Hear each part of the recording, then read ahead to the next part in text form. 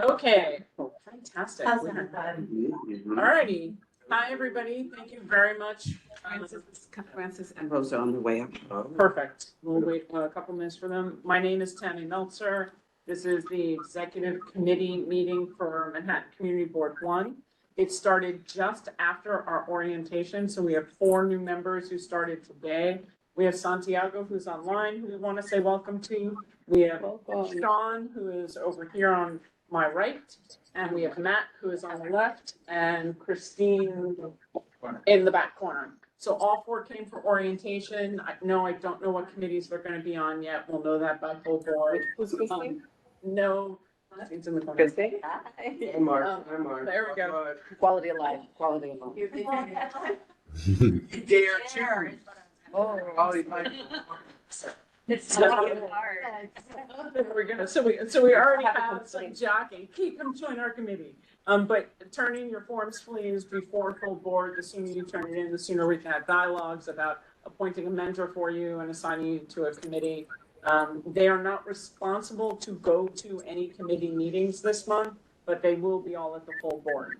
So we'll let them talk at the full board for a minute just to stand up and say hi, and hopefully we'll know what committees they want to be on by then. If anybody's interested in being a mentor, let me know. If not, you'll be volunteering. Greatest mentor ever. Yeah. Vera. See, and look how well that worked. So it's a thank you to all of our new blood. We're very, very happy. We had a real express meeting for them, so. I didn't know. Can I complain right now about something? Or you want to wait till the end of the meeting? It's about all the I think traffic that's jam. hanging. Oh, it's the American Heart Association run. Well, they should have rerouted the express buses. I mean, do they reroute the buses? Put your concerns in I writing. will. I definitely. Quality of life. Betty, Zach, and I went through all the buses many times with them, and I am sure we can have another All the conversation. buses are hung up. I'm telling you where to go. I think everybody online is gonna meet because we get feedback, and then 2, there's also a post, probably also was missing. So Where's the- There's a lot of NYPD downstairs. Yeah, a lot. Yeah. Yeah, it's fantastic. Cars blowing, people all over the place. No, not outside. I've got Marie, right? I've got Jason, Jack. I've got Morton, right? I've got Brady. So interested in Yeah, I'm good. Good. I'm totally stoked. All right. So since we have a quorum for the meeting, let's get everything started. The first thing I want to preface and say is we did get, because we have welcome to Chinatown and Neighbors United Below Canal here to present tonight, which I'm really super psyched about. Thank you, Henry, for joining and for doing this. I'm going to preface with the announcement that we got today from DDC, which we can all decide basically how we feel about it, but I'm gonna read that out first because I do think there's been a lot of conversation from the mayor's office lately that seems to be either encouraging and at the same time potentially yelling fire in a crowded room. So I'm not really sure what to say about that. So I will read it out. It is a public document. Dear Zach, Tammy, and Pat, the New York City Department of Design and Construction, DDC, wanted to share that the design build contract at the Manhattan Borough-based jail, BBJ facility, has been registered by the controller. And the Tudor Perini and ONG joint venture received a notice to proceed on Thursday, May 15th, that would be today, to design and build the Manhattan facility. The project scope includes design and construction of a new state-of-the-art facility that will have dedicated space for on-site services and programming, indoor and outdoor recreation, food services, staff offices and facilities, and secured entry. The new facility will contain 1,040 beds and provide 125 accessory parking spaces below grade for authorized vehicles. In addition, the facility will provide 20,000 square feet of community and commercial space on the ground floor and a publicly accessible pedestrian arcade on White Street between Center and Baxter. The borough-based jails team will continue to engage with the local community through design and construction. We'll host a series of public workshops for the community to review and provide feedback on the design. The team will work to schedule an introductory meeting with the community in June of 2025 to introduce the new design build team, discuss upcoming design engagement process, and listen to the community's questions and concerns. Thank you for your partnership. Please feel free to call if you have additional questions. I know that we will. I know that we do, and that we will take up next month. One question. So June, are they coming? They have no reason to come to us They would not be Right. coming to you. Right. We don't know where they're coming yet. because it's designed now. I would assume it would either be in land use or executive. I'm not sure, but either way, I have some issues with, we as a board have had issues with all of the dialogue thus far. So with that on note, I want to welcome,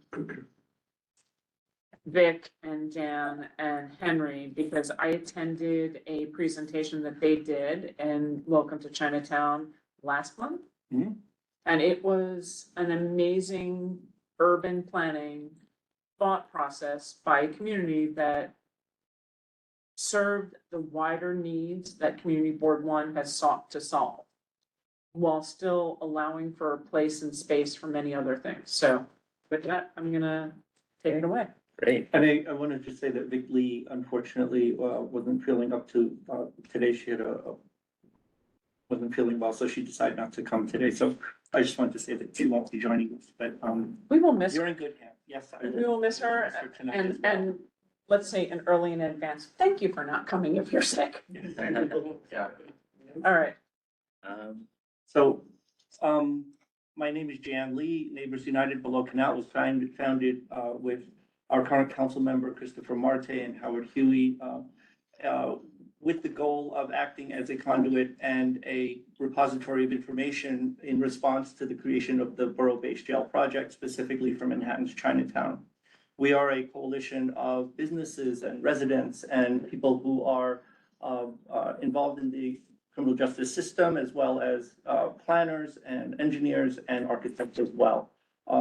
This group has sought to really look for solutions that are within the confines of what this borough-based jail project is about. And we have the good fortune of having this community board, which has been absolutely instrumental in helping us get the navigation that we needed and to work with our government, but also to hold them accountable. So for that, we're very grateful to Community Board One always. I want to introduce Henry Eng. Henry is a volunteer who is very much responsible for the presentation that you're going to see. So hi everyone. My name is Henry Ng. I'm an architect and I have a small business owner. I have a business on Elizabeth Street in Chinatown, and I'm also a New Yorker, and I spent much of my childhood in Chinatown. I took Chinese lessons every Sunday on Mott Street, and my mom was a garment worker, and so it's kind of, I have a deep history in the Chinatown community, which is why when I heard all this happening, I wanted to get involved and see if I could use my professional skills to kind of help the effort. So. And with that, we'll move on with our presentation. We'd like to share updates of what we've been up to and our alternative plan. We're going to show you the current plan as it stands today, our construction updates and feedback that we've gotten from our community, and what our advocacy is, with hopefully some time for Q&A. I know that this is familiar to many of you, but we want to run through this quickly. This started back in 2017. Things were very different then. The budget back then was $8.7 billion to build the 4 borough-based jails, with a maximum capacity of 3,300. This was the goal of the city to create smaller, safer, and more humane facilities while closing Rikers Island. And the information that they got to do that was through a group called the Lippman Commission, founded by Melissa Mark-Viverito, the Speaker of the Council at the time. Over the next several years, the 4 borough-based jails budgets have increased hugely since this started back in 2019 when the law was ratified in October of 2019. The estimated budget was between $2.3 billion and $2.7 billion. It is now swelled to 3.8 billion, an increase of 125%, I believe. We're talking about $16 billion now for 4 borough-based jails. Just to give you a perspective, since this was started, the conversation around it and the law that ratified the closure of Rikers Island, the budget has increased by $4 million every day since October of 2019. So every day that goes by, this project increases in cost. So it's $3.8 billion today without the jail being built. And it's projected to be many years before it's actually completed. As you know, there's 4 jails and not 5. So we're off to a great start with this not being particularly fair because we're leaving out 1 borough. That was a political decision. The current borough-based jail site, as you guys know, is in CB1. It is 125 White Street. Originally, in 2019, it was slated to have 886 beds. Under the Adams administration, that was increased by 17% to 1,040 beds. So even with this increase, the current capacity of the 4 jails, if they were completed today, would be well under the total capacity needed to fulfill the closure of Rikers Island. That is a violation of the law because the law says that it has to accommodate everyone. The proposed mega jail will be over 300 feet tall. It's approximately 295 plus about 50 feet for mechanicals, bringing it up to 350 feet, making it the tallest jail in the world. There are a number of issues with this particular plan. I've mentioned some of them with regard to timing, budget, and capacity. But through many of the people that we've worked with who are professionals, we have learned some of the serious concerns regarding this site, regarding scale, access to the actual jail, the soil conditions, and our overall health in terms of our physical health, our economic health, and our future health for Chinatown. And this also, when I say Chinatown, it also includes Little Italy and our surrounding neighbors in Soho and Tribeca as well. What you see here is a map that will show you the high rise of the difference in how low rise the area is. The areas that are in this light peach color are low rise, whereas the higher ones, the higher buildings are far away from us, but this would be one of the highest in that area. Give you an idea what that looks like. This is the projection. This is the projection of the jail built to its maximum envelope, which everyone that we've talked to in DDC, we've had many meetings with them, said, yes, it will be built to its maximum envelope. And that's what you see here. This massing diagram is not inclusive of setbacks or any of those other things that will allow more light into the neighborhood. However, there are some things that they just can't change that are already built into this plan because they were ratified with the ULURP process, the Uniform Land Use Review process. The building immediately to the right of this pink building is the Chung Pak Senior Residence. That was a residence that was a concession when they built that jail. So it's the one immediately to the right. And as you can see, it's dwarfed. It's completely overshadowed. It does contain an outdoor roof garden that will be completely enclosed and basically in shadow. And below that building is the Charles B. Wang Health Center, low-income health center, which is also a concession for the creation of this jail. And we'll mention them later. This is Center Street, which routinely gets clogged up. And it is one of only 2 access points to this site. There are other sites which we'll show you later, but this is routinely clogged up. For instance, this was the Trump trial. The Diddy trial is happening now. There's many other instances where this street gets routinely clogged up. And it doesn't take a lot to stop this traffic, by the way.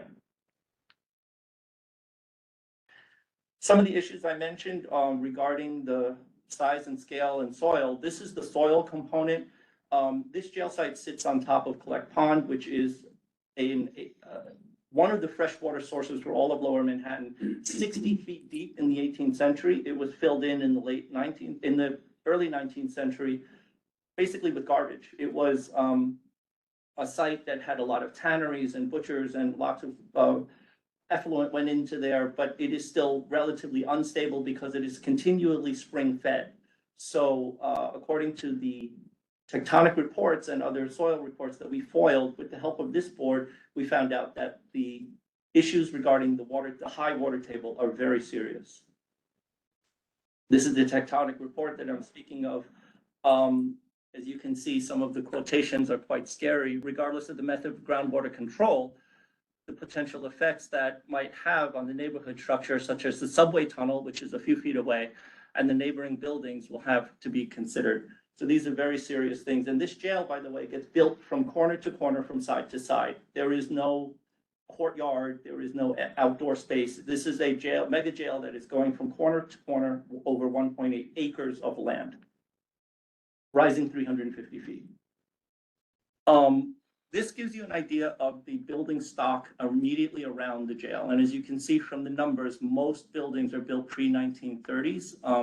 The building I live in is built in 1870. It's contemporary to these buildings, which on Baxter Street are basically wood and brick tenements sitting on wood and brick foundations.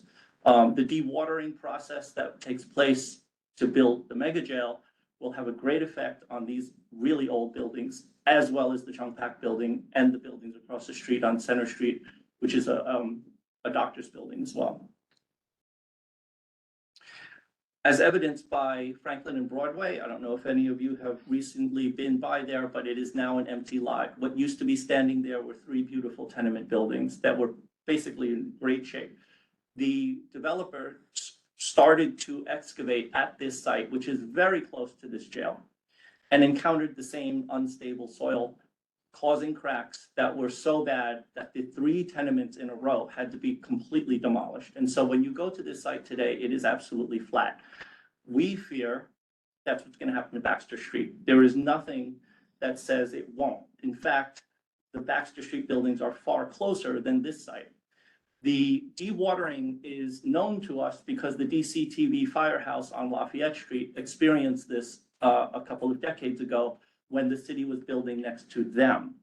The pilings that hold up the firehouse were dried out when the dewatering happened, and you see the cracks in the foundation that are still there today. So that is being monitored very carefully. The city is very aware of this historic building. I will say very quickly that another historic firehouse in this district is in danger of being evacuated. It's the Children's Museum, which has the similar thing happening to it. There's building going on next door, I think it was Disney. And they have had to sue the Disney Corporation because the destabilization of that firehouse as well. So this is very prescient. It is not alarmist. It is actually something that's happening within district. And that was noted in the media. It's easy to Yes. Google if you're missing it.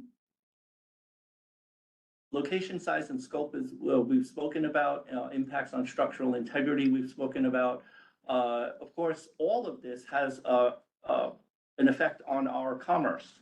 If you create this environment that we have to live within, it does have a serious effect on the future economy of Chinatown.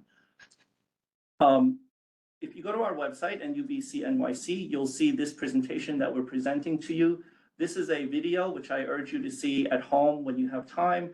This is the executive officer of Charles B. Wang Community Health Center. He has had to relocate some of the critical services that this low-income health center provides. Thousands of their patients have had to be relocated to another clinic. This was not an easy move. They actually had to move the doctors, the chairs, all of the facilities to another location because the site became untenable. And as Kaushal has explained to us, imagine having your eyes dilated for an eye exam and the walls are shaking, or having an injection that you would have to endure, or bringing your infant child to this low-income center and not being able to hear your doctor. So this is some of the things that he'll explain. In addition, Welcome to Chinatown and some other partners of ours actually went door to door interviewing, with the help of Immigrant Social Services, interviewing the people inside of Chung Pak. I mentioned the low-income senior residence that's there, 88 units. The average age is 80. They have residents there that are 104, 105. So there's a very wide range. Most of these people used to be garment factory workers. And this is the last part of their lives. They are the people who are lucky enough to live there, but now they are seriously in jeopardy because they feel very, very much in stress all the time because of this demolition. There's a video as well. And we have made it clear that the current plan will severely harm Chinatown for all the reasons that we talked about. You may have heard about this. I know that Community Board 1 heard this. There were cracks that have appeared at the Chongpak residence. These cracks that you see are not localized. It's not 3 or 4 feet of cracks. It goes on for 80 feet of cracks along a corridor wall. We met with members of the Littman Commission to talk about these dangers. Much of what we're explaining to you is what we explained to members of the Littman Commission, the people who are been brought back into the room by the Adams administration to say, what do we do now in 2024, 2025? So we pled our case with them as well. With the help of this board, again, we were able to secure an independent monitor to oversee the demolition. However, the city is refusing to have a monitor during the construction portion. Of course, another critical time when the excavation happens and throughout the process. So we've been denied an independent monitor, which we're very disappointed. We're continuing to ask for that. Some of the issues that we encountered from the city and from their contractor was the delay in getting information to us with regard to air quality, sound quality, and noise. And so we, through the help of NYU Langone and a private donor, were able to buy something called Purple Air monitors, which anyone in the public can buy, and put them up around the site, which we did. And so we have had to, as a community, monitor our own health because the city's agencies are so delayed in sharing that information.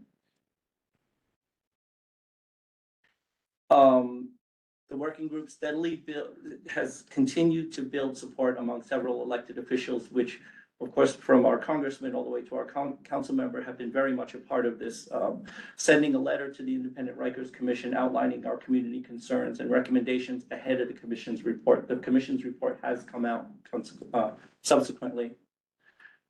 And the slide that you see on the right is a beautiful rendering of the jail to be, or so we think. This was released by the DDC, not to this community board, not to Community Board 3, not to NUBC, and not to the Chinatown community, even though all of these entities have been asking for this for a very long time. It was released to NY1, and everyone saw it at the same time in the city. Tudor Perini, as was mentioned earlier, is the contractor that has just been signed with a notice to proceed from the city. Tudor Perini now has 50% of all contracts for the jail building in New York, 50% to one contractor. So you tell me whether or not that's ethical or safe. So I think that's a question for whatever administration is coming in. As Henry will tell you later in the presentation, this design scheme that they presented on NY1 is very misleading, and we'll discuss that later. Again, we're talking here about some of the dangers that were inherent in the current situation and what we fear for the future. And on the very bottom, it says contract must be approved by the controller. Despite letters from our elected officials and from our organizations, the controller went ahead and okayed this as he signed it. We testified on March 7th, Committee for Criminal Justice, to talk about the things that we are going over in this, and including testimonies from community members. The Littman Commission finally gets released. It was many, many, many months later. Our position on the information in it is that the release of the Littman Commission's March 2025 report confirms what many in Chinatown feared. Our community's concerns continue to be minimized. Closing Rikers cannot come at the expense of another historically marginalized community. And we say that because they really didn't listen to us. They said, we hear you, we hear that it's dangerous, but we're going to give the recommendation to move ahead full steam. And I'm going to turn it over to Henry at this portion to talk about the community plan that is not new. This is a plan that is has been in the works for a long time. As a community, it's been very clear to us that housing is our priority. Trying to find a way to make the housing work within the law, that is still the law. There still needs to be 4 borough-based jails until such time that that changes. We have to come up with a plan. So I'll hand it over to Henry. Right, so, yeah, thank you, Chan. So, our studio has been working with neighbors United Below Canal and Welcome to Chinatown to kind of envision what the community could see on the site, and then also just think through some of the bigger picture questions that, whenever we've been talking to the city, the questions about the beds and like where does the jail go. So I think through, over a year of effort, we came up with a plan that we believe would not only provide much needed housing to the community, but also comply with the law to provide a Manhattan Borough-based jail by relocating it to an alternative site, which we're thinking right now is the federal facility right next door to this building, and then to increase psychiatric facilities to reduce the detainee population. And then on the site of White Tree, build pedestrianized public space, an active space that can support local businesses. And overall, we feel that the plan can save taxpayers billions of dollars by having a lower cost development, by adaptively reusing the federal site and not building on a site that we feel is incredibly challenging to build. And expensive. Expensive to build. So here on this plan, you see the the White Street facility and then the federal facility. This site is also in many ways more practical for the operations of the jail itself. It's already in a securitized zone and it has much better access along Park Row. Along the White Street, one of the things that we noticed in our early analysis is that there's only a total of 3 lanes of traffic that lead to that building. In comparison, the Brooklyn site has 16 lanes of traffic. So that kind of is something that, we think was overlooked when these sites were really being considered, because it's not a practical place to build. And also a building of that volume and scale will add a significant amount of traffic and load to basically very narrow streets already. The MCC site has access along Park Row, and it's also kind of within the kind of district of the civic buildings in the surrounding vicinity.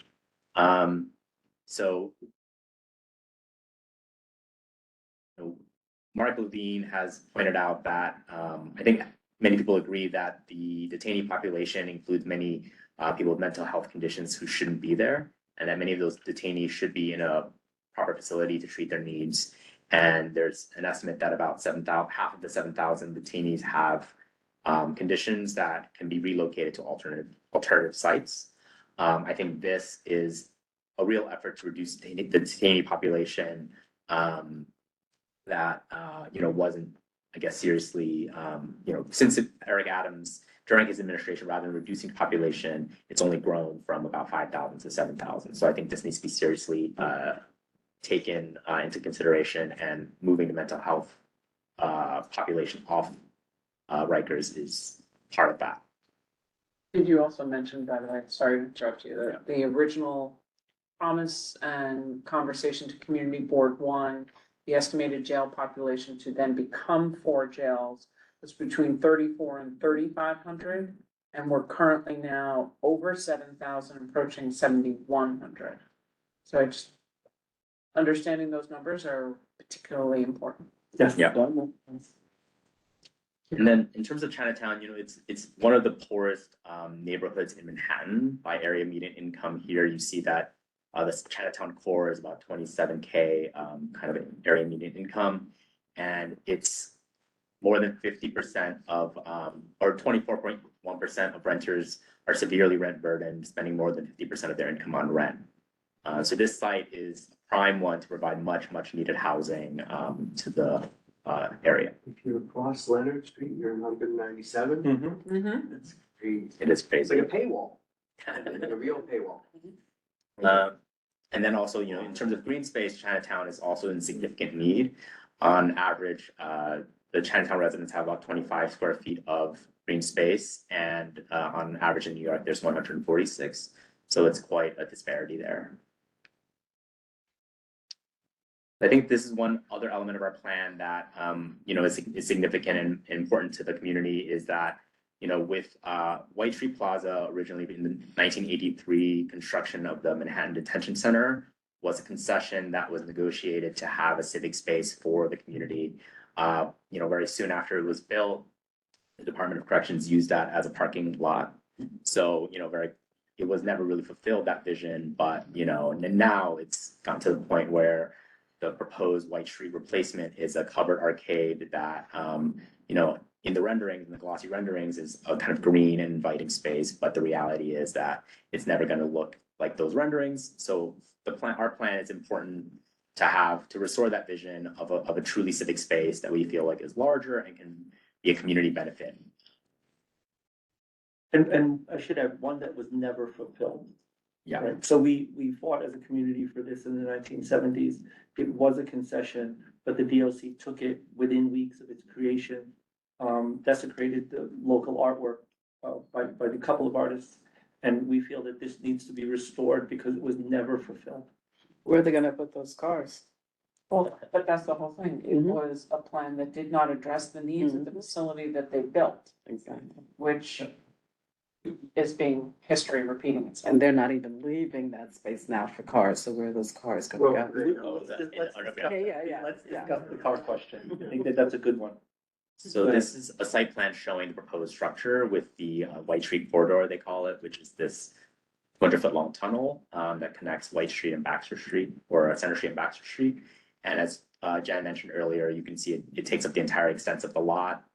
There's no more public space in this. And, we've been looking at doing an alternative plan that creates a proper plaza that could create a green ring that Collect Pond Park, the White Street Plaza, and Columbus Park.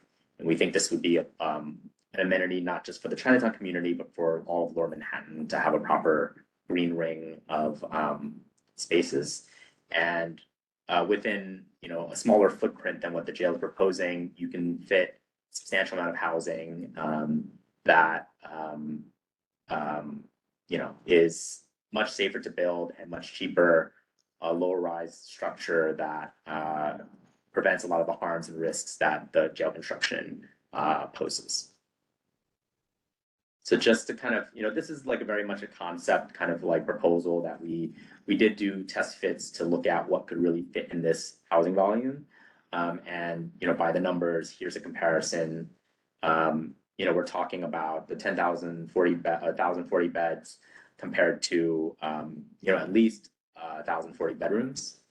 This is not in the language of unit counts because there's still a lot of opportunity to discuss what exactly those units could be. If they're senior housing, then they could be mostly studios or one bedrooms. If it's more family oriented, it could be larger units. But I think like at a minimum, there should be as many bedrooms as were previously proposed in the jail. And with that, taking a much smaller footprint that can provide tens of thousands of public space and much larger retail community space than is proposed by the jail. And then can be projected to be built 100 feet lower than the proposed mega jail. So here's a comparison viewed from Columbus Park of what that height would be. Significant difference and much more contextual to the courthouse, which is adjacent. Now, I think it is, for me as an architect, a notable thing to have a jail tower over the courthouse itself. It's not really the kind of civic symbol that I think any city should want. So this is a more kind of, and obviously the housing is could be a much more beautiful building, the kind of thing that a symbol for the community that everyone can be proud of. So this is a comparison of the mega jail rendering and then a rendering that our office did, just a kind of speculative image of what that plaza could be and what that housing could feel like in that space. And as Jen mentioned, like there's a lot of glossy tricks that are making this arcade feel more light and airy and bright and green than the reality. But I think, we think as a community that we deserve more, a properly green space. And I think if you think historically about city maintained property in general, We think about plazas that the city maintains, it's under their purview, and then you try to put yourself in that arcade that they're creating and think 5 years, 10 years, 15 years from now, what that arcade's gonna look like. The rendering is there as a glossy rendering, but the history of city maintenance for their types of projects is not great. So I think it's wishful thinking. Especially gyms. It'll be secure. And whether Yeah, it's truly public. we just think that it's gonna be gated up at a certain Yeah. point. Yeah. Sorry.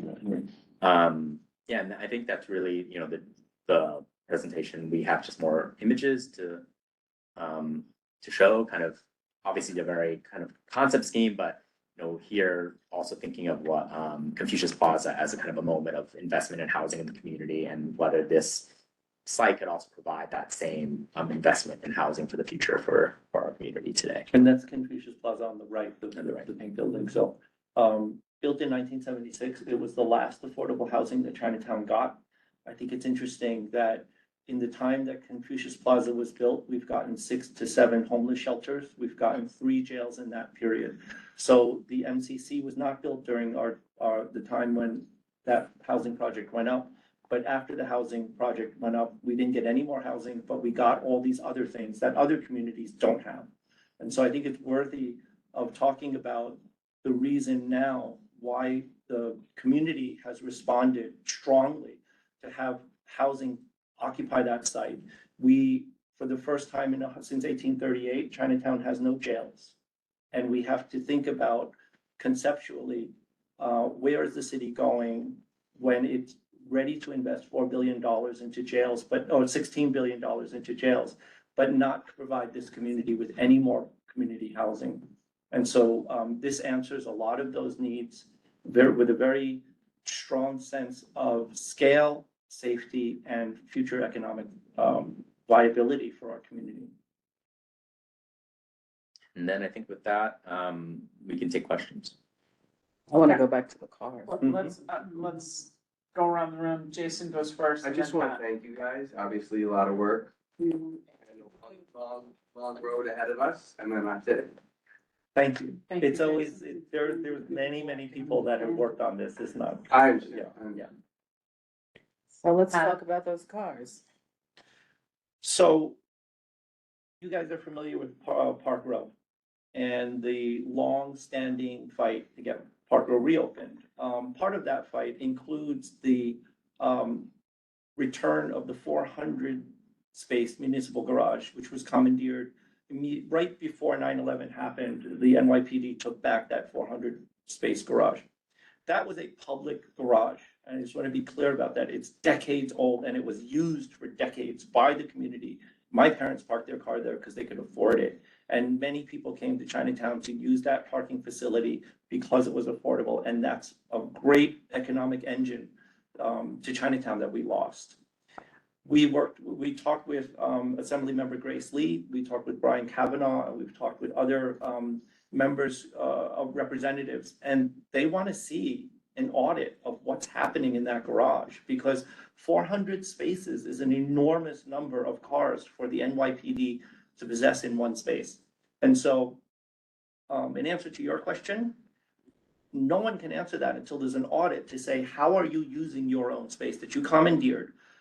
When that complex was built, NYPD, they gave that to the community as a concession, just like the White Tree Plaza was given as a concession, and just like Chung Pak was given as a concession. So what our community has seen is the taking back as we get concessions in this district, and you guys are all too familiar with this, they take them back. And that's what was taken from us. 400 spaces that not only generated millions of dollars of revenue for the city of New York, it was taken and there's no more revenue. In fact, it's a drain on the community. So I think in answer to parking, should the 125 space garage be built at a jail? That's also left up to question. We do have public transit in this city.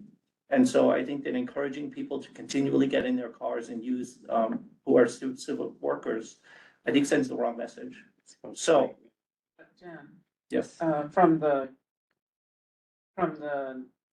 cab, NAP, whatever you want to call it, the NAC, DDC in the planning process said that 125 cars would not be enough cars to actually functionally handle all the people that would be coming in and out of the jail anyway. That it was too small for the thousands of people, but they would hope to encourage, people to take mass transit. And I will just use our parking around One Police Plaza, about the parking around the first precinct, around the task force at Vesey Street, and around the fifth precinct as an example of how well that works for mass transit. So we do have an issue. Not everybody rides bikes and a lot of people drive. And so the answer when asked of the commission and of DDC, well, if 125 spots is not enough, where will they park? He said they will have to park on the street. Which means your neighborhood won't have any parking. But I, It's just, it's a recognition of an issue that's unsolved. Yeah. And then, so not addressing. but again, I go back to having our assembly member, our senator have asked to do an audit. We don't know what's being used of that space or whether or not it's correctly used. And whether or not one agency should really occupy such a large number of spaces in a secured space. I think that they can share with DOC. I mean, these things need to be worked out. When it comes to whether or not you're gonna park your car as a police officer or Department of Corrections, or whether or not my community has affordable housing, I think it's very clear that the city's responsibility is to find its own parking and reduce its government fleet, period. Because the Chung Pak housing project that was on there that's adjacent to this jail has a waiting list of 4,583 people. That's an enormous list. They only turn over 10 apartments a year. So clearly, this is a community that's in dire need of senior affordable housing. The other, I have a couple other, the other thing is, it's not a like to like situation, but I live on Liberty, my windows are on Liberty Street. And even though, you know, it was a federal, but the Liberty Street, we have asked time and time again over the years for it to be reopened. They have not reopened it. They keep saying it's because of security. What's to say that they're not going to decide to close one of your streets because of security issues about the jail? So that's something to think about and consider. And the other thing is just lights on the building, you know, for security issues that will impact the people who live in close proximity. And those are things for you to keep in mind. Absolutely, and I think that all of those things are gonna have to be reviewed very carefully for the sake of the residents that do live on Park Road. Exactly. But also, that's far less there's far less people there than there are in the other more dense area. So I think that there's ways the city could probably design around that. I think when we talk about adaptive reuse, we're not talking about changing tiling and wall color. We're talking about stripping a building possibly down to the girders and really making this the best possible building it could be, and also be code compliant, and also have all of the things in it that are mandated for a humane detention. It will by default not hold enough people. And that is clear across all 4 jails that are currently under construction. That is not a problem that the Chinatown community should bear the burden of solving. We're here to say that there is a law. We're finding a solution that complies with the law in a timely manner. And I think that this is the best that we can do. It's up to the city and whatever administration is going to be around to decide how they're going to. There's one last Yeah. thing though, is an aside. So, you know, now this Rikers Island is supposed to be turned over to the Fed. So what's is. to say, right? So what's to say, again, we keep asking, are they really going to close Rikers Island? Or are they going to try to rehab it and not have the need to build these jails? Just putting it out there. I think it's one of the big elephant in the room, but when we design, you know, as Henry said, this is a year in the making, this plan, because we have to design around the law. And we have to take into consideration what the law says and our best way to comply. I'm gonna go Jeff and then Justine, and then my hand is up. Go ahead, Jeff. So I think it's clear that the housing proposal is much better for the neighborhood than a jail at that location, but decision makers are going to be focused on the jail. Let's see. So a couple of questions on your alternative jail site. One is, have you estimated how many beds can be in there in the adaptive reuse scenario? And what is that? Well, I think the current facility has about 500 beds. And I think with the offsetting of the mental health that it could be enough. And, you know, in terms of adaptive reuse, there is also potential to build higher, depending on, you know, what the capacity ultimately is. I think those are things that I think should be looked at. I think that's, you know, a serious consideration of this proposal would be an evaluation of that facility and Perhaps as a campus. understanding it thoroughly. And so, Another point that the corrections courts have made is that there's a substantial logistical benefit of having the jail adjacent to the court, because you don't need to put detainees on buses or whatever to get them to court. The federal site is adjacent to the 2 federal courthouses, so it works for federal prisoners. How do you deal with that issue? If they're putting state prisoners a fair distance away from. City detaining. I think that our plan is, literally a few hundred yards away from the Yeah, jail. that still means loading them up. However, the Bronx jail that's in construction now is 2 miles from the nearest jail, court. Okay, so they. So I think that- Right, we can split hairs over which one is the one that's the outlier. For one, Staten Island doesn't have one. The other one is that the Bronx is 2 miles from the court. So I think the city needs to have a reckoning of whether or not a few hundred yards in moving from White Street to the MCC is still considered far when you compare it to what they're already building at a cost of $3 billion in the Bronx. Yeah.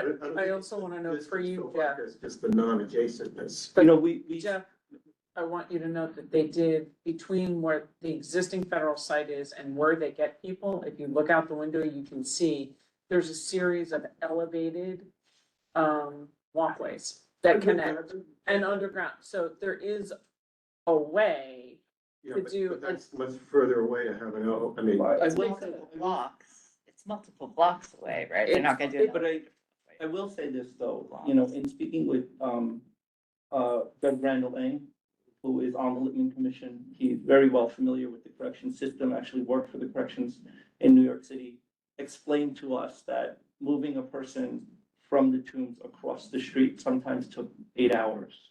Well, And that's that if they has had to nothing- go to that court, but if they're going No. to the criminal court, That, yes. that would sometimes be just a logistical issue that was inherent in the city of New York's transportation. So I think that there are certain issues that the city, regardless of where they put people, still aren't great at moving people. And some of that comes from a lack of security, antiquated systems, antiquated check-ins and check-outs. And so I think that just as we are advancing in electronics today, I think the city needs to move ahead with getting better at what they do. Right, I mean, that's gonna be an issue you're gonna hear. Absolutely, and I appreciate you asking it. No, it's very, very valid. anything else? But it hasn't, No. no one's brought that up with the Bronx. That's all I'm saying, and that was moving forward. Justine, you're next, and then Rose, I'll go after you. No problem. Justine? Thanks so much. I just want to thank you guys for putting together this amazing presentation. I think it was so well thought out and well put together, and it really, in my mind, offers alternatives. And you kind of have answers, even to when people like Jeff are asking questions or Pat is asking a question. You have responses that I think are legitimate and valid. Now, of course, they have to buy it, the politicians, the people in power, but kudos to you. Thank you. Thank you. Thanks, Justine. Rosa? I have a few questions. Number one is, I mean, I feel like, yes, the site absolutely would be much better suited as a residential complex, but a lot of the things that you pointed out in your original presentation, the beginning part was just about why it shouldn't be built on at all, Exactly, yeah. right? And That's so a valid you, point. you have to pick a goal here. You either want to develop it as affordable housing, and if you do, then to your point, if you have a severe shortage of affordable housing, and specifically senior affordable housing directly on the same block, then maybe not focusing on what is the maximum building height, but focusing on actually like answering that need would be a better response. Personally, I think, the other thing of whether or So not you're there saying be more is, specific as to who's gonna live there. I'm saying that if you're saying, for instance, you're doing a lot of calculations on, okay, this is the number of beds that we need in our community. There's a 4,000 person waiting list. we are supplying 1,040 bedrooms in our plan. Obviously, that's not sufficient to even deal with a waiting list, much less new demand or existing demand just in the general community. So if you're gonna go there, if you're saying, okay, we're gonna ignore or sort of look past the construction considerations that we've had about the fact that you're gonna build on top of Collect Pond, about the fact that the buildings around there are going to settle anyways, because you must dewater to actually construct this new building. If you are going to go there, then go there for the actual goal of satisfying the need in the community. Or don't go there, right? But it's like, if you split it halfway, I just don't see the point. The other thing is related to the ins and outs, because we've had a lot of discussions here about the damn Sallyport, whatever complex. Like, what's the design gonna be? What's that? And it was really difficult for us as a community board to have to address whether or not it's ugly, when what we really wanted to address was the jail issue. But we did address it in multiple meetings. And I guess my consideration is those needs, to Jeff's point, are still there for the building that is there and for the courthouse. So if you want a proposal that would be more realistic, you should integrate those elements that you know are still going to have to be integrated so that the court building can actually function, to Jeff's point. That would be, I think, a stronger proposal that the city would actually consider to, move that forward. So maybe it's, the plaza's sited differently, maybe directly adjacent and connected to the courthouse. There's actually a Sallyport that is able to take that sort of traffic inflow, because the other consideration that we had was we didn't want all those buses sitting on the street, right there, and clogging up all the traffic. So to get them off the street and into accessing the courthouse, then that's just a logical sort of like way to functionally satisfy the need of the existing courthouse, but reutilize the site to integrate actual housing. The other consideration is for the municipal jail. I mean, I actually think you're thinking too small. So if you're looking at the federal building right there, you do realize what? When they looked at the space, which you have to say, look, it wasn't, they were actually including space around. It was the federal detention site, it was the federal office building. And if you look, it bled into where one PP is a little bit. And we also know that, for example, St. Andrews Plaza, that church is gonna be decommissioned. Yeah. So it was hard to tell when you looked at like what their Can we little go back spot to the was, site plan? but I think that they were looking a little bit larger. I don't think so. Let's That go was, back that to was the the site plan. conversations. Can I that- respond to a few of your Yeah, points, yeah, just so yeah, we don't yeah. forget? So, Yeah. I think a few points. So I Sure. think, there, I think there is more consideration of the bulk and the size of that building that we've designed.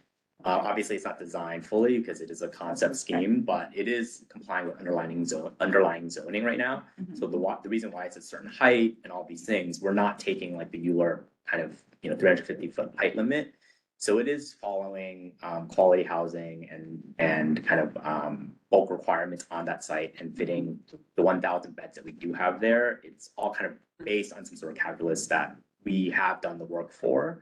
There could be more beds, of course, if the plaza is smaller.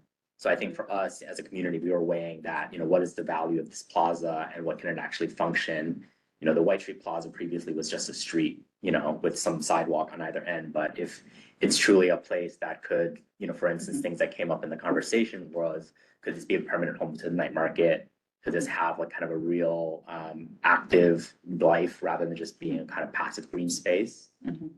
So all of these things were factoring into how we basically size the footprint of the building. And then we essentially maxed up the height to the underlying zoning. And that's what got us to the bed count. Which is not to say that it can't get bigger, but I'm just kind of say, I guess this is how we got. Well, I wonder if you considered City of Yes, and the fact that it's public land means that it's going to have to go through ULURP anyways. So Yes. if you're gonna have to go through the trouble, then why not make it as much as possible satisfy I'll all say- the needs? I'll say one thing historically, just so that we Yeah. did do community meetings, and the appetite for a building, of course, they were talking about a jail, was no higher than what was there before. So we based ours on something lower because the community said we don't want something higher than what was there before. So there was some basis, but then we gave that plan to the architects and they said, this is how much you can fit in there.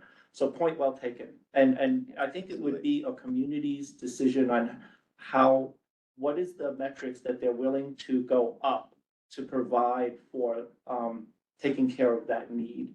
So there's a bar, there's a metric that we can't answer for. We can take that polling in the community and say, how high can you tolerate if it's not a jail and if it satisfies the waiting And it's list? actually affordable Correct. housing that And would it- serve, yes. service a Yeah. community You don't need want that's to long undercut backlog. one of the fundamental arguments against the mega jail, which is the bulk. The scale. Yeah, Yeah, so there is a balance. in that. Exactly. Wait, And- Well wait, taken. I'm not done yet. I'm tagging to Sorry. agree with Rosa that if you had done exactly what was there before for height versus a little bit lower, I hear. Like, I and don't understand the maximize math, like, I don't understand the 1080 beds when you are reducing the size of the building and the height of the building by a third. Like, I just literally don't understand the math, right? Like, how does it calculate when you're Right. reducing everything by 1/3, but you've got this exact same, and I recognize that there's. Jails don't have living rooms and dining rooms. But we Right, have, no, we, but so the the, math the is, argument would make it worse, Well, the actually, math is- because it's how do you not- have bedrooms that I'll need just say that living rooms and it's not kitchens and math, it's that? actually all underlying, there's test layouts that we've done to that footprint. Yeah. And that's how many beds we got to. So it's not that we kind of picked a number out of the air. But obviously we did target it to have some like rhetorically relationship to the jail. I want you to have the strongest argument for how to make this work. Right. So that it like passes muster. Yeah. So that it can actually be residential instead of being a jail. Yeah. Right? And so one of the things that I'm gonna talk about is like, I am a go big or go home person, so, how come you're not taking this? That's, This is empty, it's part right? of it. So this would, no, it's not, It it's, should be. but it's not. Here. I mean, think, um, for this initial stage, Henry, do me a favor, for give me this the remote initial because stage when of people online, discussion, they can't see unless I get the. sure, You're The trying top to line. use attorney's. That's the US. Yes. right. Yes, it's empty. I think for the What purposes we're of, talking at about this is the stage, full site. And there's an NTA substation, something or other in the middle. Yeah. Well, You the said Sand- decommission. Yeah. Church is gonna be. You know, Yes. we've had conversations kind of more internally, like what gets into this presentation is kind of meant to be general enough that it can be presented to a lot of people and kind of talk to different people. And I think there has been some conversations about that, this whole district, yes. Yeah. which is about the church and the You're not the office first. building. I think it's really I great. agree that the And- site makes much more sense because it is within the security zone, the Correct. traffic that's going to be there, so long as you actually have a landing point for them beside the tombs, makes sense for the actual delivery, but you really Yeah. do have to integrate a landing So point I beside will the say that we tombs. did draw that. It's not noted very clearly, but the idea is there's a green rectangle, that's a Sally Port that's adjacent to the jail, Okay. which is also hosting the market structure. And then one other math question, which is very disturbing to me, that I must point out is that, we're talking about the fact that they started at what, like, it was supposed to, have, what, 3,000 people well, there, and now this- we're. This the- jail was 886 and it was up to 1,040. So, the but jail Tammy's saying that the jail population population started The at target population with the Yes. legislation was 3,400 to Yeah. 3,500. Now we're double that. Now we're at 7,000. 700. So, I can look it up. We're It posted we're it in- something double that. Yeah, or more. it's, yeah. Right, so then, but then you're saying, okay, but we theoretically have 1,000 beds here. We think we can satisfy 500 beds here. It's like, no, you're actually doing the wrong, like, I personally think you guys need to say, okay, right now, we recognize that the need is, yes, and this, that would make it a more logical, but wait, one last Randall's thing. Island is 3,000. Right, and I really think that Randall's Island should go ahead, as you know, because I've said that at like every single community board We all meeting. do. But when you talk about like the mental health conditions and the removal of the mental health occupants of Rikers that shouldn't be there, but should actually be in a different kind of setting with supportive services. But that setting doesn't exist at this point. Like, you have to sort of, I would suggest base it a little bit more in reality and sort of say, okay, this is a plan to get there. But this has to Well, pass a enough big- muster today, not like 10 years from now, But right? a big component, I think, that we had included in the slideshow is, in our conversation with Mark Levine, which is ongoing. We believe strongly that the 90% of Randall's Island buildings are not used. They're Yes, we know that. 10%, right, are Yes. used. So if we reduce the general population that's left out of this, so let's say that you have a population of, 4,000 and change that are occupying what they had planned, and then, well, without just be less than that. But whatever the remaining number is, half of those are gonna be removed to Randall's Island, if not more. In which case, there's a smaller extent. But then you're back to number. the 800 number, not, or, somewhere between, Right, I'm just saying I that think- if this but- is a but wait, 500 but number. wait, I think you're putting the burden on Chinatown to find beds. And I don't believe. No, that's not at all. She's I am she's a trying to stronger tell you argument. that you could have a stronger argument that could actually get you what you want. Mhm. Agree. But you have to answer to these questions. Right. I'm not putting a burden on Chinatown. I'm trying to get you to a point where you actually have a proposal that has a chance of being accepted. I'm gonna go and then. Or that they Morgan's can't gonna go. argue with. Right. Yes, yeah. No loophole. There's a delicate balance between, Yeah. what Am I we, good? I can come back to you, just. yeah. I may need to come back. That's fine. So I wanna go and then Morgan's gonna go. So in December of 2023, it was Yeah. widely reported that Rikers had around 3,000 men and women who had mental health issues. And the average, and that number was reported through many, not only social justice, but New York Times, based on jail statistics that they got. Okay. So at the end, they say somewhere, and this is going back even earlier, that 11 out of every 100 on Rikers had mental illness issues. So if the number, That Well, doesn't work either. that's, that 11 was, out of 100 versus, that was, wait a minute, yeah, hold that on. doesn't make That sense. is in 2016, pardon me. It says Rikers Island, since, think about when the legislation was passed, Yeah. 42% in 2016 had Okay, mental health issues, and then it's just increased since And- then. but the last number you had was 11%. Was, That was an old in number. 2010, and then it Oh. rose in 2016. It's just like increasing. So Rikers Island is now the largest mental health Yes. facility that we have. We-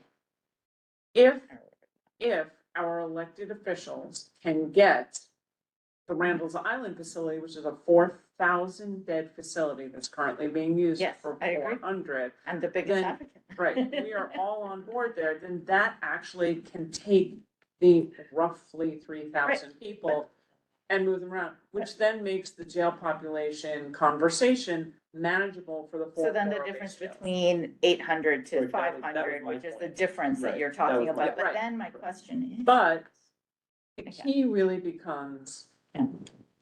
that there's been no movement by the DOC to do any of this work in any way possible. There's not been any change, anything. Even the court systems, everybody still gets sent to Rikers. Like, we don't have a place right now with the closing even of Mount Sinai.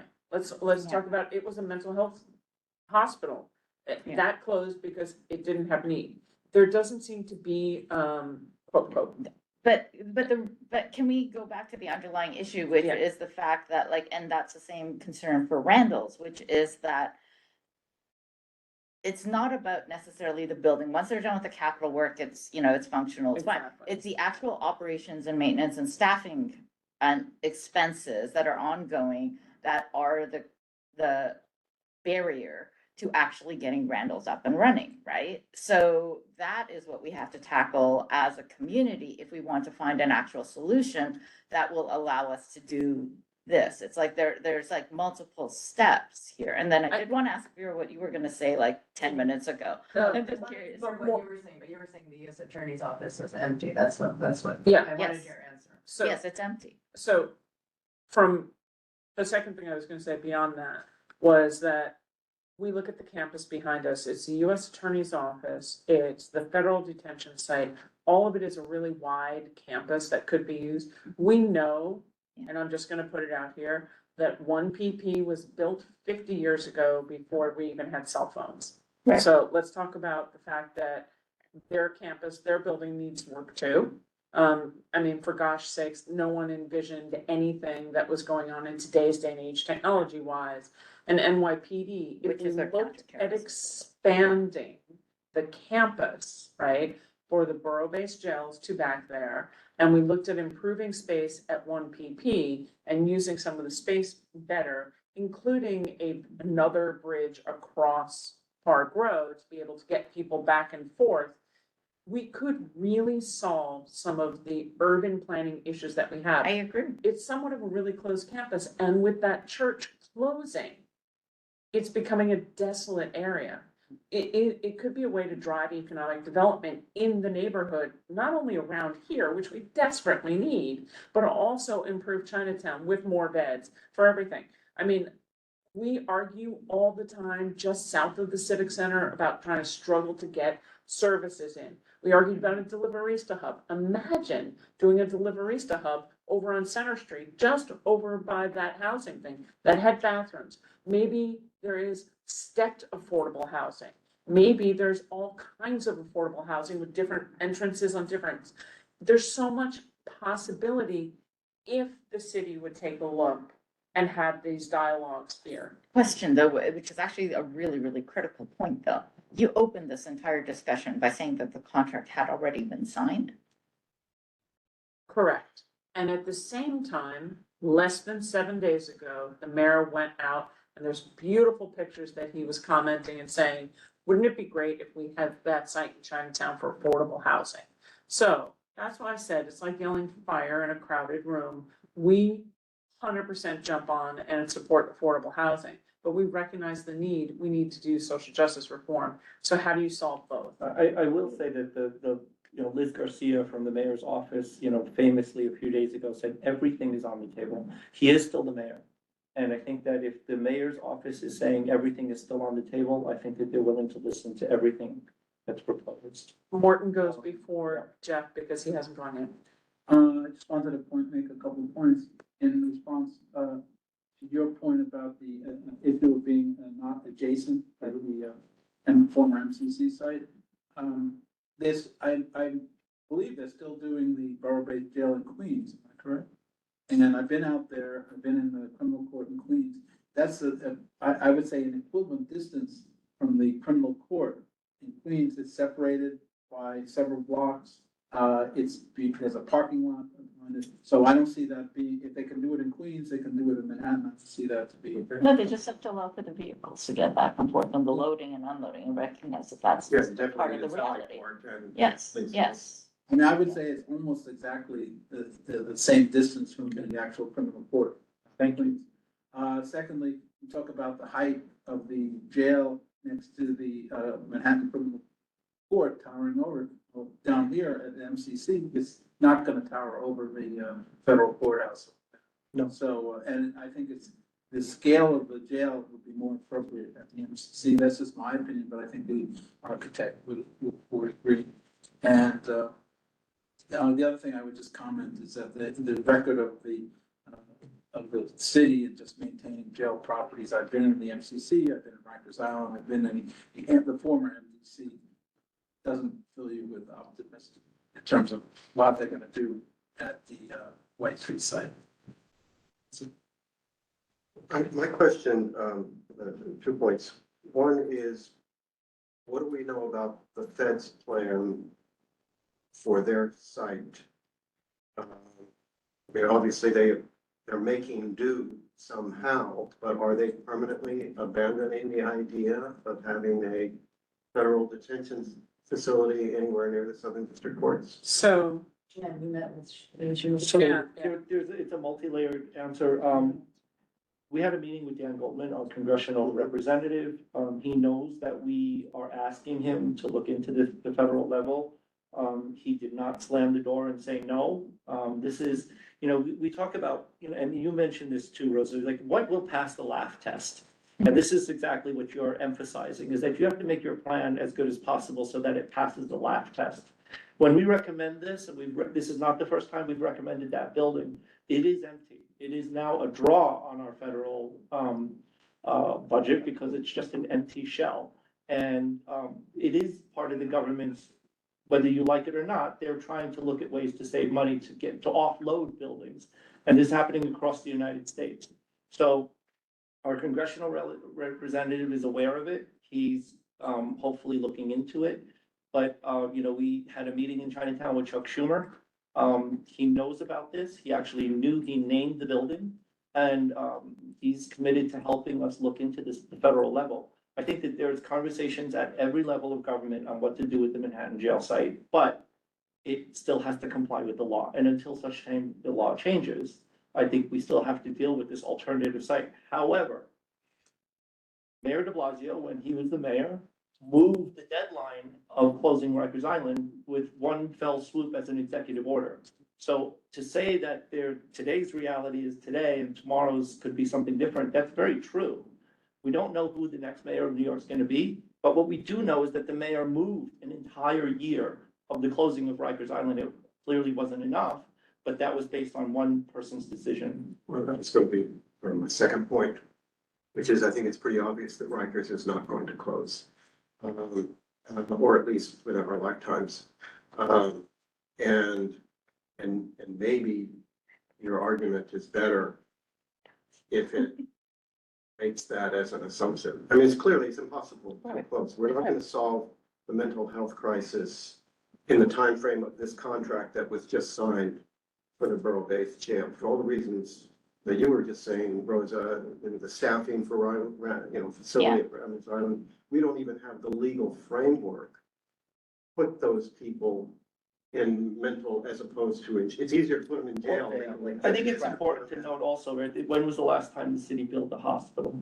When was the last time the city built a courthouse? Right. So These are things that actually keep people from actually having their day in court or actually going to jail. So we're investing in the wrong end of the equation.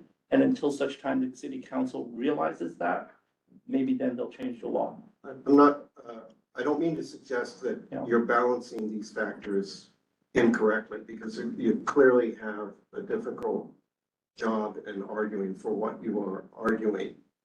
But I was thinking long and hard about premising reasonableness of your proposal on the idea that half of Rikers Island is going to empty because of mental health reform. They hope. And it may be more acceptable to argue the obvious, which is they're simply not going to close Rikers Island, so you don't need 1,000-bed local jail. I do believe you need a local jail to the criminal court for all sorts of reasons, including for the benefit of the detainees who would much prefer to be in the capital on Rikers Island. But I think just assuming that half of Rikers, that we can still close Rikers, and the reason we can close Rikers and have a 500-bed jail at the federal site is because half of those people at Rikers should be in Randall's Island instead. I don't think that's a strong argument. I think it's a stronger argument to say that, face reality, we're not going to close Rikers. Yes, we should get it down to 3,000, but we've got a long way to go, and we shouldn't be cramming a mega jail into the middle of Chinatown in the school there. This is all incredibly helpful, really. And this is why we came to Community Board One. It's because of the suggestions that you guys have. We have to eventually coalesce around something that can be, plausible. And it has to pass the laugh test, but it has to do more than that, as you said. So, we're very grateful for the input that all of you have included in this plan, because it's all very valuable. Some of it we haven't heard before, like these suggestions. Politically, it's been a tightrope for 5 years.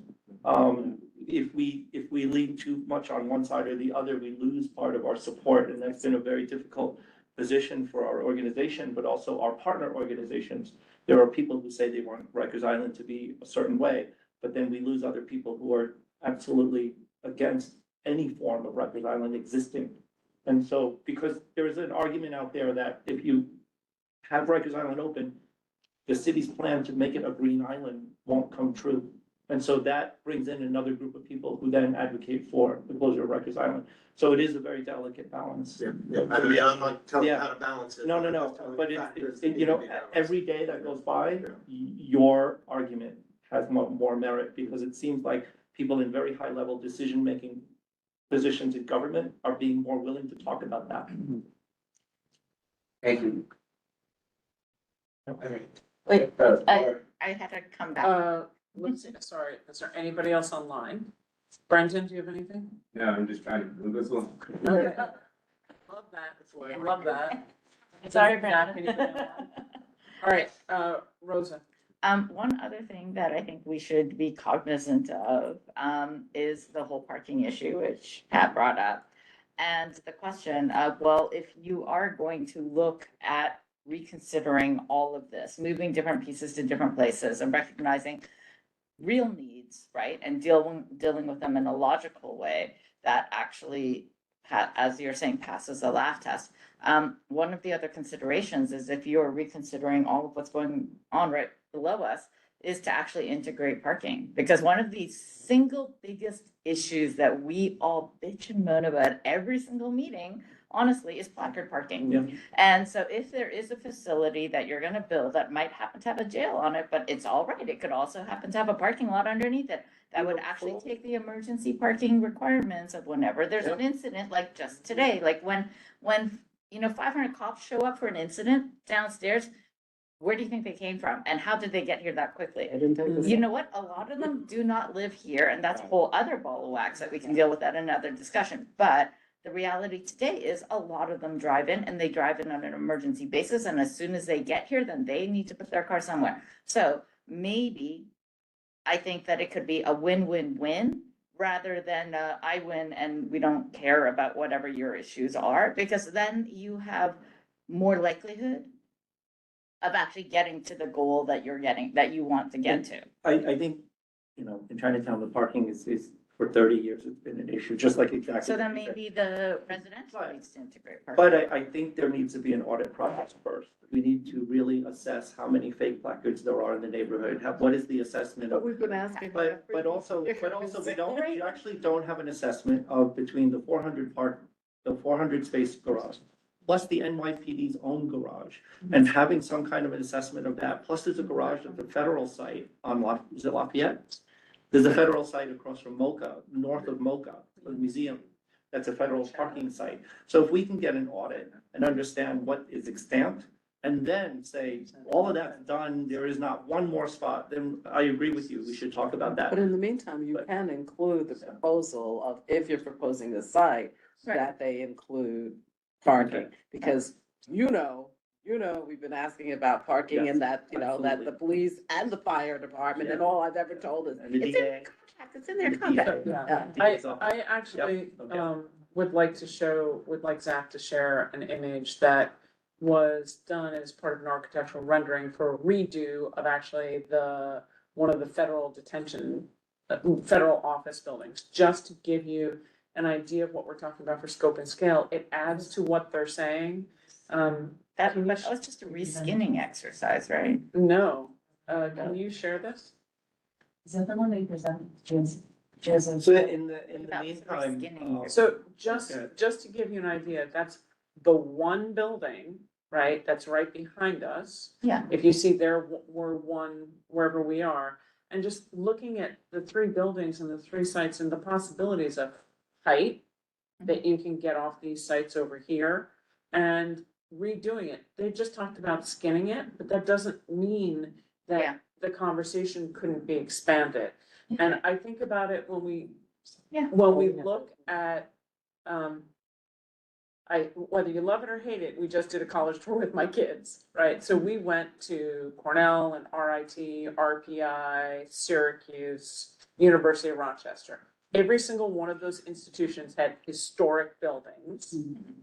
And they managed to build in between the historic buildings Infill. and connect to the historic buildings without knocking them down. Yeah. Which gave me hope that when we look out this back window and you look at like where the church is, they included, you can still see that building was exactly a gorgeous historic building.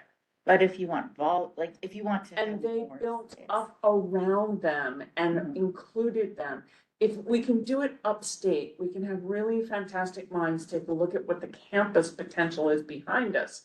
Because we have beautiful space, thank you, Rosa, opening at Gotham Park. It will be the most widely used public space in a way that the public space next to one center and behind one center is never properly utilized. Yeah.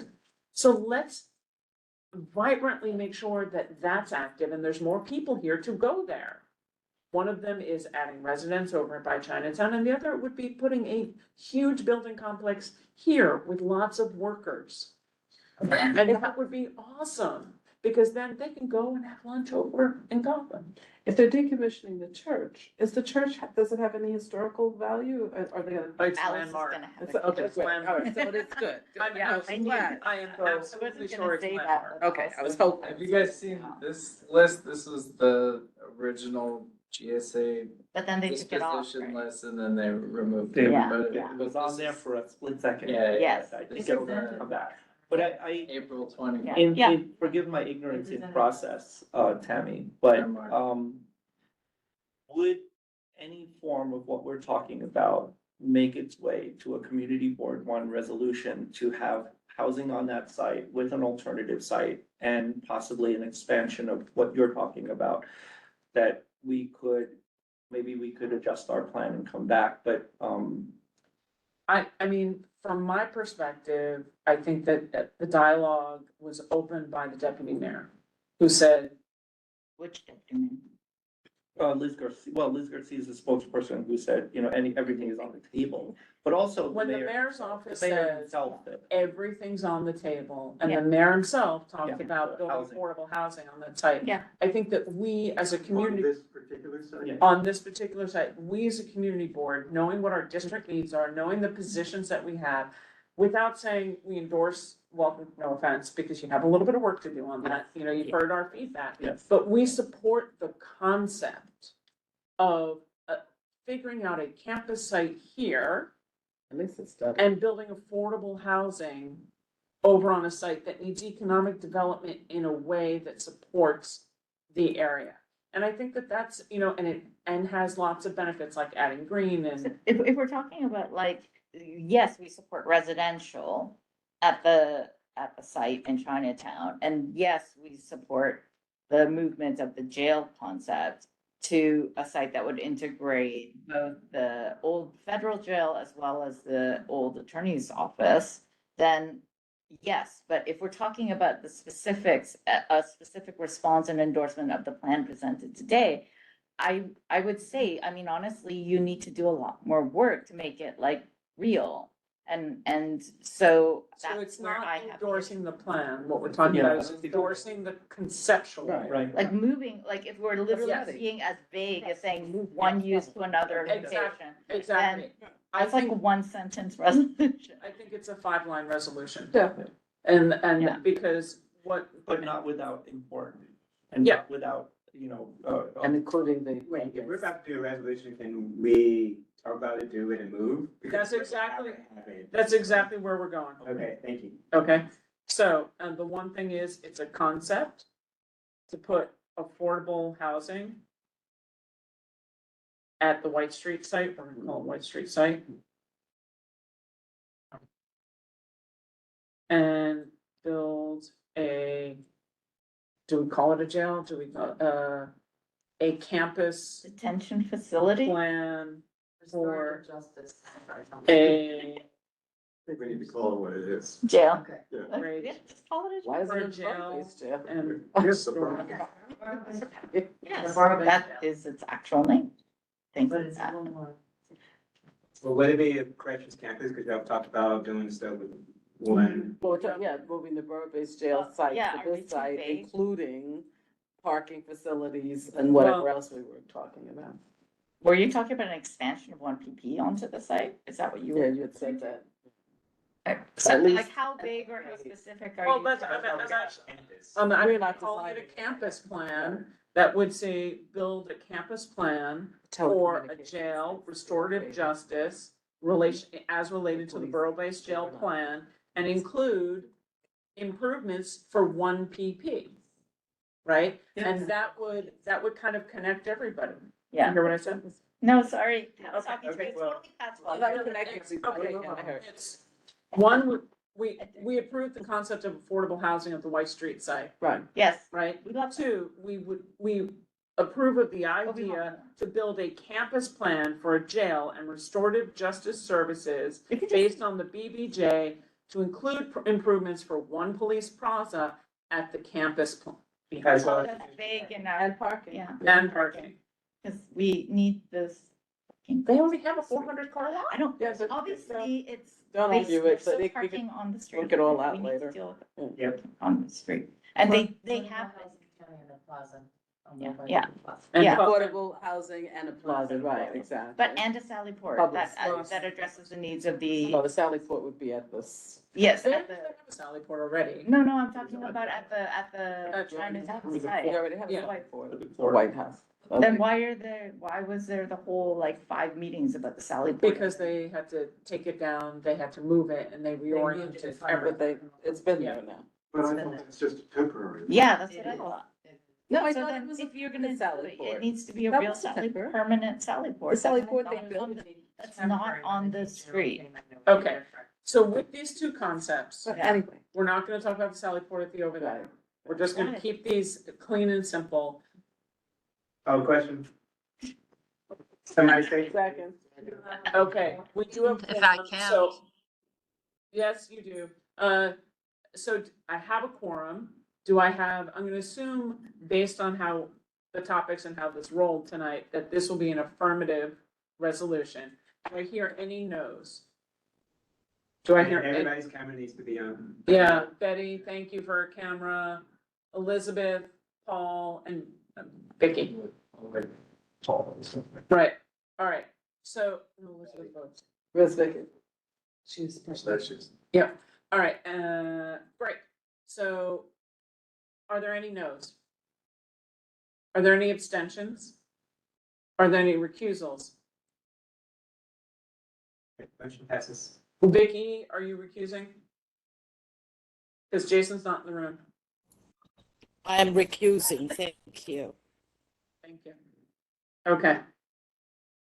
Okay, motion passes. I want to thank, welcome to Really, Chinatown. great, yeah. I really, please take the feedback that you've gotten from everybody at the table. It will do nothing but enhance your Yes. arguments. I Yeah. really appreciate the Yeah. conversation, the Yes. dialogue, and all the points raised.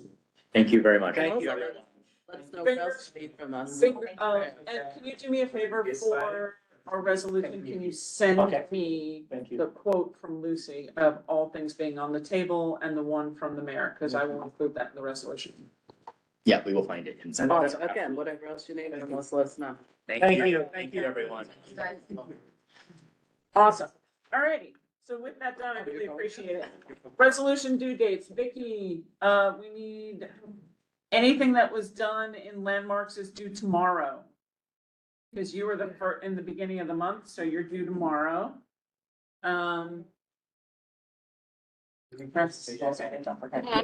Landmark, All right. landmarks, Tammy, sorry, landmarks, landmarks, we only had one tiny thing and Jason submitted it today.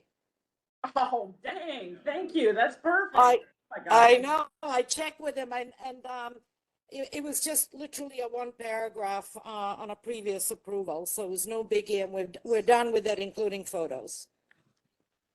Dan, I am so appreciative, thank you very much. Better Park City, did you have any residents? Okay, great, do you feel anything is gonna light people's hair on fire, or do you wanna go up towards the beginning this time? Towards the beginning will be fine. We're not gonna light anybody's hair on fire. Well, if they don't have residents, they only have 6 minutes, right? Yeah. We can easily do 6 minutes. He's got 6. Transportation, Betty? You're muted. Still muted.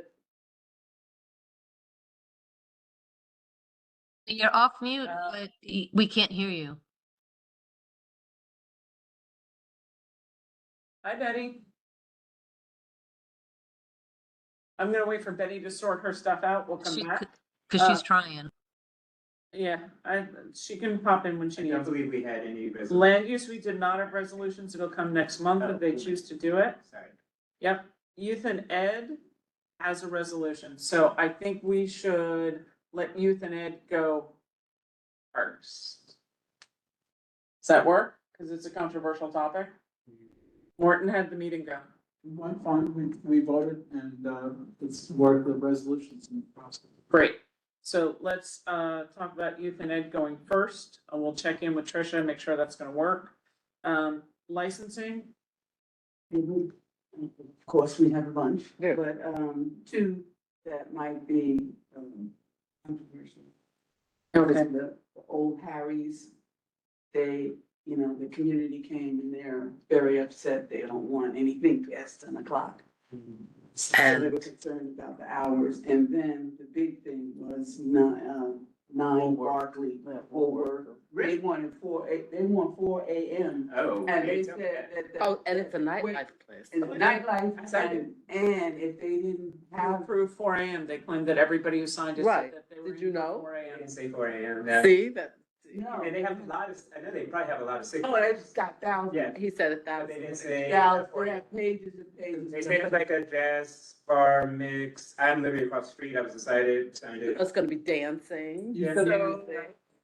they have to have it because if they have to have 4 a.m. because they won't make it. They won't. That's what they won't- said. They wouldn't won't be able to survive. They said they need to be open 20 hours a day because. Right, exactly, yeah, right, because they're gonna be open in the They're gonna morning. See, they at didn't 8 o'clock, and present have bagels everything and to you, that, all of and you then 1,000 at night, signators, up till 4 a.m. Signatees, signatures. In the ward? Yes. Yeah, that little space that. We're five and done. No, it's not little. It's been- No, it isn't little, because Yes. They told me Woolies, and then they had also gotten to find a dime as well. Yeah, so they have enough space They weren't for gonna be. on- several hundred people. Yeah, Haven't I'm trying to expand. They're gonna be on both sides? Yeah, I didn't understand that. Oh. that's what he told me. They're only gonna be, then no, you it's know one- what? I love you to say that, because they did not present that to us All right. in that No, way. So- and the thing is that, because the. Because we talked about Barclays 5 and Street, 9 It's a closing. large space, Yes. you know. Yeah, I've never been in it. so. Yeah, it's a large space, and the other side, I don't. Is it gonna go all the way through the park road? No, that's, No, because the lobby's We there. did- we were told that. I don't think they can go, I don't think it goes straight. I don't It's like an expectation, but Yeah. they were gonna. but we were never told anything, because we talked about 5 and And 9 that just Woolies has- closing. Right, exactly, that is about to close. Right. Yeah, no. Okay, they didn't mention any of that, so Mm-mm. we'll just follow up with them. So there's a possibility. Yeah, can you email me based on? And I still think you should Brendan's talk to feedback? Elizabeth. And we'll talk to Elizabeth. Yeah. Elizabeth's Oh, online. yeah, she's online. She Oh, will. right. I mean, because I they think said okay with that, the- Yeah. It's not gonna be hopping like that. And We said, listen, we argued with them, we gave them, I think we gave Well, I them, get, I have. And the- cars. so Francis can tell you. The we- compromise that we came to. Have you ever been to one of the meetings with the place that's on Canal Street and heard with the residents? Stop. The Brendan, let's just stay to focus, sorry. But The it's one the from same last thing. night, The hours that we compromise gave we them. came to was Monday through Wednesday, 11, Thursday, 1, Friday and Saturday, 2, and Sunday, 11. No, I thought it was, oh, it's no, 11. it's 11, it's It's Sunday, 11, 'cause Sunday through yeah, Wednesday was 11. Why do they need? Thursday was, Thursday was 1, and Saturday and Sunday. yeah, You don't have children. no, it's It's okay. not gonna be hopping, I don't think it's gonna be hopping. They asked for 4 AM. Mm. Yeah. The way they And described I'm it. more sensitive than anybody. would. Well, the way they described it, it's gonna be, they want it to be hopping. Yeah.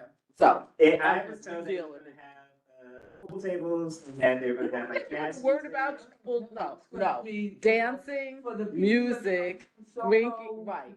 After Artists they to want come- the artists and all. come these and people have a hang place out So and. they can have So, a I place think to go, one thing because that there's is- no place else. Expect Yeah. what will actually happen. No one's coming from Soho to Barclays. Just so you know, I have a question about something else when you're ready. Okay. Okay, thanks, Justine, I didn't see you, apologies, okay. So, Yeah, the whole. Yeah. Yeah. All right, so EPC, we don't know yet because they go next week. They will have Waterfront goes next week, Street Fairs goes next week, and Quality goes next week. The one thing I will note for you for Quality, you know who was supposed to come this month? Con Ed. We get. No, well, No, we yeah, you haven't. got Con Ed, but, DHS was supposed to come with statistics this month. Because we had the cab at 105 Washington last month and next month, and they were supposed to send statistics. What happened? Sent them an invite, they haven't responded to it. Which, what I wanna, when we get offline, I wanna talk about that whole, all those people signing. Exactly, yeah, okay, all right, so, yeah, so we'll find out about that. If not, hopefully, if they do send us statistics, we'll have it in time for your Yeah, committee that to was- announce and share. If not, it'll end up at full board, because you are the last one before full board. Please note, if you have resolutions, the office is gonna be really light Thursday and Friday before Memorial Day weekend. So you really need to have your resolutions of any in by Wednesday, When's Memorial Day? the Monday, the 26th. I never know about holidays. Okay. Monday, holidays don't mean anything. Is it the 26th? It is the 27th is the full board. Please note that we will have somebody presenting during the public hearing about ranked choice voting for a couple minutes and sharing flyers, but we do have a presentation for the public hearing from our urban fellow Leah, who's going to be talking about climate resilient public realm in a rapidly changing, expanding lower Manhattan. So she did a fabulous presentation. She'll get to do it publicly at the full board. I'm gonna tell you things from Borough Board this morning. There was a lot of interesting things. We're gonna make, licensing third. We're gonna keep you early and we'll find out somebody for resolution at the end. Because it was crazy. So Borough Board this morning was really interesting. In CB5 got 14 members, CB7 got 9, and you're thinking, wow, that's a lot. But we got 4 who were all here tonight, and we want to say thank you to them. They left. But CB9 got 18 new members. Whoa. Is that the one that had a bunch of people resign though? No, that's CB5. And 6, and 5 got 14 new members. So there's a ton of change. There was a large conversation about institutional knowledge, sharing, orientation, training. I did receive today a survey from one of the boards, which we could send out because we don't have as much turnover. I'm actually kind of proud that the work that we do and how it works, but it's a survey for board members to opine on their experience and what they can improve. Zach and I are gonna monitor and change it for the things that apply for us and send that out to all the board members. So we'll capture that and then do a separate one for public members as well. Why is it a survey instead of an actual conversation? Because it'll lead to a conversation, but it's an anonymous survey to allow people to be able to feel that they can express either positive or negative things without being tagged to their name, which I think is important. Some people have a positive opinion and some people don't, and we don't want them feeling that they don't have to. These large changes in membership, was that because people didn't renew or were people not renew? A large combination of both. There was a couple boards that kicked people off because of attendance issues, or behavior. There were other boards that had, council members who opted to completely change their crews. It was really, really interesting. CB2 had phenomenal feedback, which I sent to Francis today. They have felt that their dining out program is extremely positive. They have far more people who are now sidewalk cafe owners than they did under the old system. And that the feedback that they're getting is it's much more financially feasible for sidewalk cafes now than it was before. So all of that is good. On the downside, What about the residents? apparently they're working it through. On the downside, they have 3 things. The ADA guidance has disappeared from the dining out websites. And so they're not getting the applicants who come with the ADA required information anywhere. So they're dealing with MOPD on that. I did send a note to Betty. Hopefully she can help us with a little bit on that. And then they've noticed, because of outdoor dining, they've had ad hoc parking sign requests for changes in parking. So people could sell their retail with outdoor dining possibilities where it doesn't exist now. And they've seen it coming kind of under here, there, and everywhere through their district. So they're actually asked DOT to put a moratorium on that to figure it out, because they're afraid of backlash then of other people asking for different kinds of changes to ensure that they don't have outdoor dining outside whatever building they have. So that's to avoid roadway, But they don't wanna be at a match of, you allowed them to change parking outside their building so they can have roadbed. We don't want roadbed or this kind of a thing, and we want it, they just don't want that, which is good. They were talking about affordable housing models, which 5 of our boards are all talking about at the same time. 2 of the boards are dealing with the casino stuff, which was really interesting. I'd love to hear that. 3 other boards have been working on, with DC, working on zoning changes and things with DCP, unfortunately, to report back. DCP told one group, well, we're very busy. We can't work on your zoning proposal that's taken you several years. Why don't you shop it to developers and do it block by block?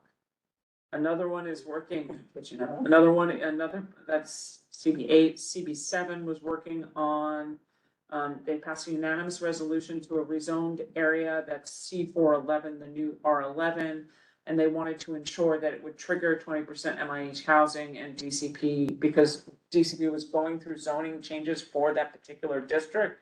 And DCP said they would not include MIH in that zoning as a requirement, and that the community board should negotiate with the developers.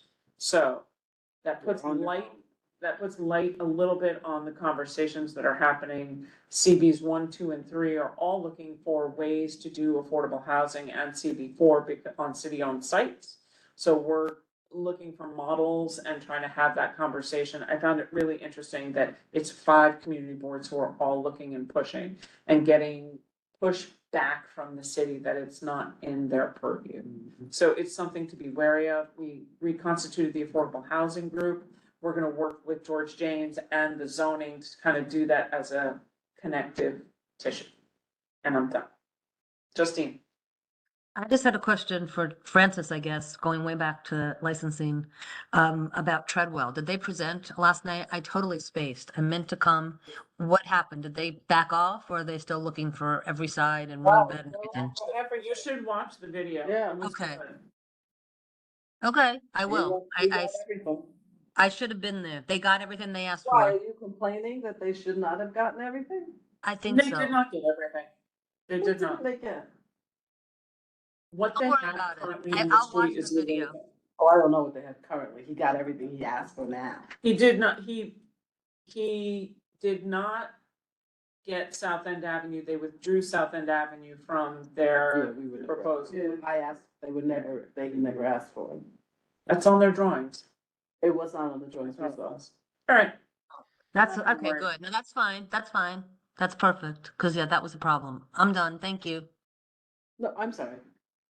I'm talking about Albany. South End Avenue, what do you mean he got the Yeah.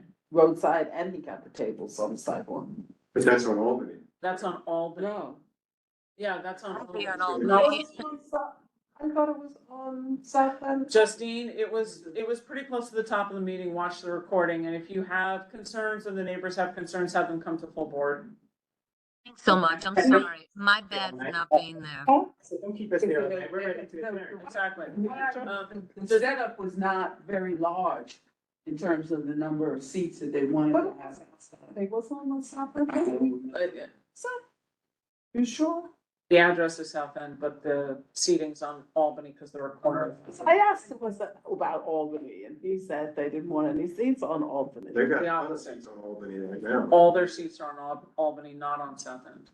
That changes everything. Okay, never mind. Okay. All right. All right, Betty, anything else? It's the same like with the nightclub. No, we still. Oh, no, I can't hear you. Do you want to type it in the chat? And- She and did Zach say that can- we have one resolution. There's one resolution. Yeah. Okay, On streetscape improvement bill. perfect. Okay. All right, Betty's typing quickly into the chat, so let's see what Betty has to say, and otherwise, I don't think she's typing. Yeah. I think we're good. okay. All right, thank you. Anybody have anything else? No hands up? I say meeting adjourned. Everybody good with that? Thank you. Yep. Thanks, everybody. Thank you all. Take care. Lauren.